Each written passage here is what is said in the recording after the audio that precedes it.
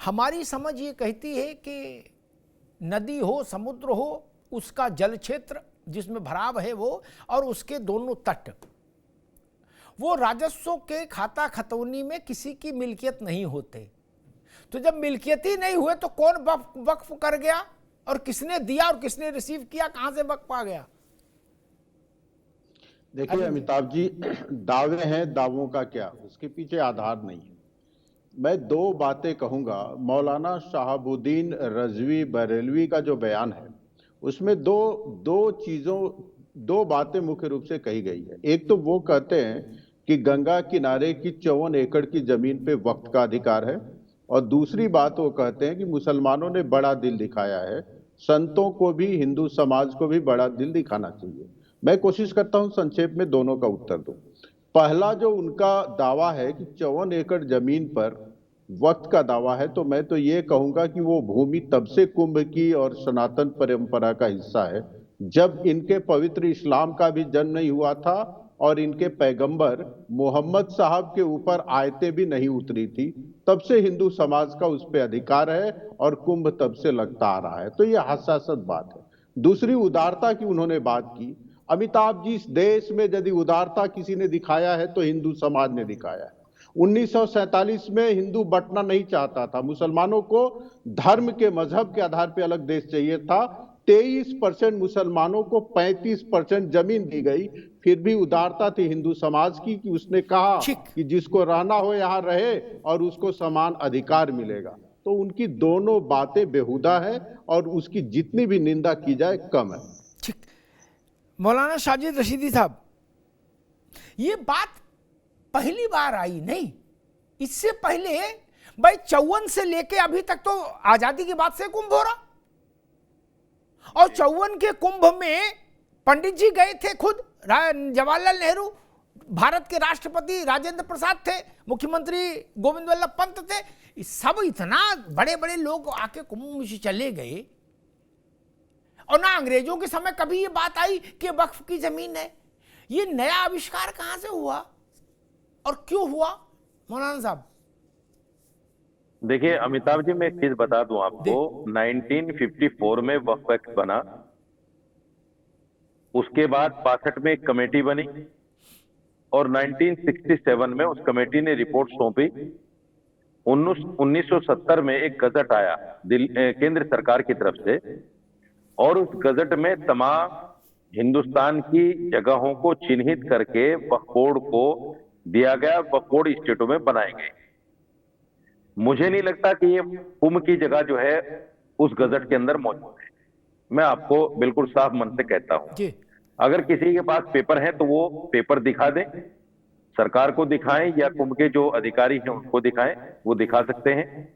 दूसरी बात मैं ये कहना चाहता हूं अमिताभ जी, आपने भी कहा और अभी जो राजनीतिक विश्लेषक बैठे हैं उन्होंने भी कहा, मुझे थोड़ा सा आपत्ति है उस बात पर कि इस्लाम का जन्म 1400 साल पहले हुआ।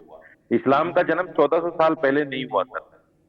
इस्लाम तो मेरी आस्था के मुताबिक, कुरान ये कहता है कि दुनिया का सबसे पहला जो इंसान जिसको हम हजरत आदम कहते हैं, वो सबसे पहला इंसान मैसेंजर ऑफ गॉड था। हजरत आदम अलैहिस्सलाम नबी थे और उन्हीं से तमाम इंसानियत का जन्म हो। ये मेरी आस्था है, मैं ये नहीं कह रहा हूं कि आप भी इसको मानो, ये मेरी आस्था है। तो इस्लाम उस वक्त से है, ये अलग बात है कि हिंदुस्तान में इस्लाम कब आया, ये अलग विषय है। तीसरी बात, आप जब शहाबुद्दीन रिजवी साहब के बयान को देखते हैं तो आपको नरेंद्र गिरी और बहुत सारे जो हिंदू धर्मगुरु हैं उनके बयानों को भी लेना चाहिए, जो बाकायदा महाकुंभ को लेकर मुसलमानों पर टीका टिप्पणी कर रहे हैं बार बार, और मुसलमानों की दुकानों को देखिए अमिताभ जी, दुकानें जो लोग लगाते हैं वो रोजाना की रोजी रोटी कमाने के लिए लगाते हैं, उनका आस्था से कुछ लेना देना नहीं होता ज्यादातर लोगों का। मैं जहां तक समझता हूं, वो सिर्फ छोटे मोटे दुकानदार होते हैं बेचारे, जो हर जगह मेले ठेलों में दुकानें लगाते हैं, तो उनका आस्था से कोई लेना देना नहीं, ना उनका कोई गड़बड़ी से कोई लेना देना है कि साहब वो गड़बड़ी करने के लिए आते हैं। जिस तरह से हिंदू धर्मगुरु बाकायदा हस्तक्षेप वो लगा रहे हैं कि मुसलमान कुंभ में जो आता है वो कुंभ की तमाम चीजों को खंडित करने के लिए आता है, ऐसा कुछ भी नहीं है। तो दोनों तरफ से जो गलत बयानी हो रही है, मैं समझता हूं दोनों पर बैन लगना चाहिए। और कुंभ जो आस्था का विषय है जी। हिंदू धर्म के लिए, वो आस्था का मेला जो है शांति के साथ पूरा होना चाहिए। मैं समझता हूं ये जो बयान है कि मुसलमान ना आए, ये भी गलत है, और ये बयान कि भाई वक्फ बोर्ड की जगह है, ये भी गलत है। अगर वक्फ ठीक। बोर्ड की जगह भी है तो भी इस तरह का बयान नहीं आना चाहिए था ऐसे वक्त में जब कुंभ आरंभ हो रहा है। ठीक बात शाजिद, ये मेरी अपनी राय है। जी शाजिद रशीदी साहब, ठीक बात आपकी। दो बातें हैं, फिर मैं शुभम गिरी जी महाराज के पास चलूंगा। ये सबकी आस्था अपने धर्म के बारे में ऐसी ही है, और धर्म छोड़िए, अपने अपने गुरुओं के बारे में लोगों की धारणा है। हरियाणा पंजाब में तमाम गुरु हुए जो हैं अभी, कुछ जेल में है, कोई रेल में है भी, कोई बीच में है, कोई दाएं है, कोई बाएं हैं। उनके चेलों से पूछिए, वो कहते हैं कि यही तो अवतार है, ये तो कई लाख वर्ष से जिंदा है। लोग उनका क्या कर लोगे? लेकिन एक वैज्ञानिक दृष्टि होती है, एक लिखत पढ़त होती है, एक व्यवस्था होती है, वो बताती है कि कब क्रिश्चियनिटी जन्मी, कब ईसा जन्मे, और कब इस्लाम अस्तित्व में आया, और कब बुद्ध जन्मे, और कब महावीर जन्मे तो जैन अस्तित्व में आया, और कब खालसा पंथ की स्थापना हुई। ये सब लिखत पढ़त में है। अगर जन्म का समय नहीं है दुनिया के पास तो केवल सनातन का नहीं है, ये सत्य है। सनातन का अर्थ, रशीदी साहब दोबारा में आगे तब, सनातन का अर्थ ही है जिसका आदि ना अंत, बाकी सबका डेट ऑफ बर्थ दर्ज है। जाइए इंटरनेट पर खोल के देख लीजिए, सबका डेट ऑफ बर्थ मिलेगा, और सबका प्रवर्तक मिलेगा कि किसने शुरू किया ये धर्म। सबका है, सनातन का नहीं, कोई नहीं। इसीलिए ये आदि अंत से परे है। खैर, और दूसरी बात जो मौलाना साहब ने कही कि भाई बाबा सन्यासी ऐसा क्यों करे कि मुसलमान नहीं, शासन ने इस ढंग की कोई घोषणा नहीं की, लेकिन फिर भी बाबा सन्यासियों ने कहा, तो उस पर मैं एक उत्तर जरूर दूंगा। फिर शुभम गिरी के पास चलूंगा, महाराज जी के पास, कि कुछ चीजों की व्यवस्थाएं अपनी होती हैं जो परंपराओं से परिचालित होती हैं, ठीक।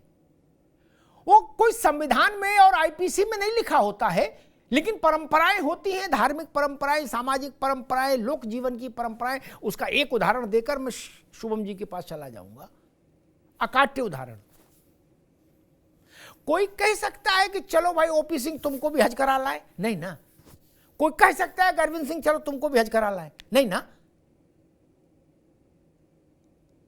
यूं तो इंसान बराबर है, और गंगा जमुना वहां भी है, गंगा जमुना यहां भी है, भाईचारा वहां भी है, भाईचारा वहां भी है। उसके बाद भी कोई कह सकता है कि चलो आओ, तुम्हें मेरी कसम, हमारे संग चलो, हम हज करा के लाते हैं, नहीं ना। एक मर्यादा आपने बनाई है, ठीक, उस मर्यादा का सम्मान हो रहा है। तो अगर संत कोई मर्यादा बनाते हैं तो उस मर्यादा का उल्लंघन करने के लिए इतनी बेकरारी क्यों? मैंने बिल्कुल तराजू बराबर कर दिया। कोई कह सकता है कि चलो तुमको हज करा लाए ओम प्रकाश सिंह, ये शुभम गिरी महाराज चलो आपको हज करा के लाए। तो कुंभ की मर्यादा का भी सम्मान होना चाहिए। जो मर्यादा मक्का और मदीना की, वही मर्यादा कुंभ की।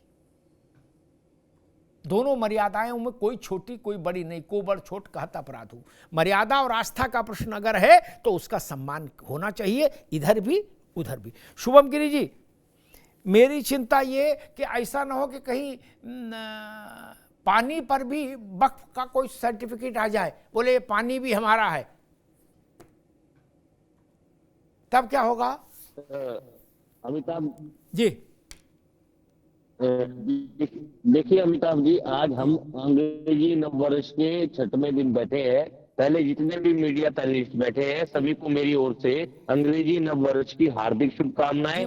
आज जो सिख धर्म के सच्चे बादशाह है, जिनके द्वारा जो निर्मल अखाड़ा है और जिन्होंने निहंगों की सेना बनाई थी, वैसे गुरु गोविंद सिंह जी का जयंती है, उनको भी नमन। सभी देशवासी आपके दर्शक देख रहे हैं। मैं अमिताभ जी आपके साथ बड़ा आनंदित होता हूं, लेकिन आज आपने मेरे को इस विषय में बुलाया तो मैं बहुत आनंदित हूं। जब पतित पावनी माँ गंगा जी चलती है अमिताभ जी, जब हरिद्वार से सिंचाई गंगा नहर में चलती है तो ये नहीं देखती कि खेत किसका है, मुस्लिम का है, हिंदू का है, और सभी को खेतों को जोतते चलती है, सभी जगह फल सब्जियां साग वगैरह सब होते हैं। अभी मैं महाकुंभ के क्षेत्र में बैठा हूँ, भद्रा गांव है, संगम से 5 किलोमीटर दूर और शास्त्री पुल से 3 किलोमीटर दूर।